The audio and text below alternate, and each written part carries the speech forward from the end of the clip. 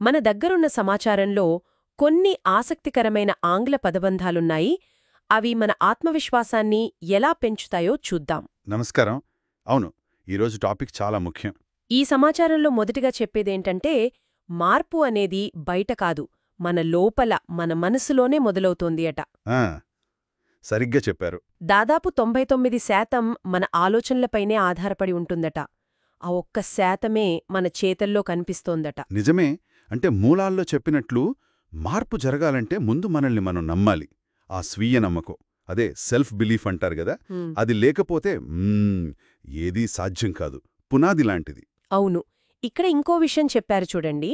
Doctor vein Dyer గారి మాట, your thoughts create your reality అని. చాలా శక్తివంతమైన వాక్యం అది. అంటే మన ఆలోచనలే మన జీవితాన్ని తీర్చిదిద్దుతాయి అన్నమాట. కరెక్ట్. దీనికి కొనసాగింపుగా కేవలం ఆలోచించడం కాదు, విజయాన్ని ఊహించుకోవడం, విజువలైజేషన్ అంటారు గదా, దాని గురించి కూడా ఈ సమాచారంలో బాగా వివరించారు. అవును. ఉదాహరణకి స్టేజ్ మీద మాట్లాడాలంటే భయం వేస్తుంది చాలామందికి. సహజం. అలాంటి వాళ్ళకి visualize your success before stepping on stage అని సూచిస్తున్నారు. అంటే స్టేజ్ ఎక్కకముందే మనం బాగా మాట్లాడినట్టు, అందరూ మెచ్చుకున్నట్టు ఊహించుకోవాలి. దానివల్ల ఆత్మవిశ్వాసం పెరుగుతుంది. అలాగే ఇంకో 2 రకాల మైండ్ సెట్స్ గురించి కూడా చెప్పారు. ఒకటి స్కేర్సిటీ మైండ్ సెట్, అంటే అవకాశాలు తక్కువ, అందరికీ సరిపోవు అనే భావన. కొరత మనస్తత్వం. రెండోది అబండెన్స్ మైండ్ సెట్, సమృద్ధి మనస్తత్వం, అంటే అవకాశాలు బోలెడున్నాయి అని నమ్మడం. ఇక్కడ ఒక ముఖ్యమైన విషయం గమనించాలి. కృతజ్ఞత, గ్రాటిట్యూడ్ అంటాం కదా. అవును, కృతజ్ఞత. దాన్ని పాటిస్తే ఈ అబండెన్స్ మైండ్ సెట్ పెరుగుతుందని మూలాల్లో నొక్కి చెప్పారు.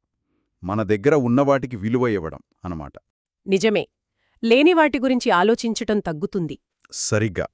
ఇంకా జీవితంలో కొన్ని బంధాలు, పాత కోపాలు ఉంటాయి కదా, అవి భారంలాంటివి, వాటిని వదిలేసి ముందుకు సాగాలి అని కూడా సలహా ఇచ్చారు. Let go and move forward అని. దానికి సంబంధించిందే క్షమించటం, ఫర్గివ్నెస్. ఇది ఇతరులనే కాదు, మనల్ని మనం క్షమించుకోవడం కూడా. అలా చేస్తే ఆ నెగటివిటీ పోతుంది, మనసు తేలికపడుతుందని ఈ సమాచారం చెప్తుంది. చాలా బావుంది. మొత్తంగా చూస్తే మనం గుర్తుంచుకోవలసినవి ఓ 5 ముఖ్యమైన ఇంగ్లీష్ పదబంధాలన్నమాట. అవును. 1 సెల్ఫ్ బిలీఫ్, స్వీయ నమ్మకం. 2 యోర్ థాట్స్ క్రియేట్ రియాలిటీ, మన ఆలోచనలే మన వాస్తవం. 3 విజువలైజ్ యోర్ సక్సెస్, విజయాన్ని ఊహించుకోవడం. 4 అబండెన్స్ మైండ్ సెట్, సమృద్ధి దృక్పథం. 5 let go and move forward, వదిలేసి ముందుకు సాగడం. కాబట్టి సారాంశమేంటంటే, మార్పు అనేది మన ఆలోచనలతోనే మొదలవుతుంది. మనల్ని మనం నమ్ముకోవాలి.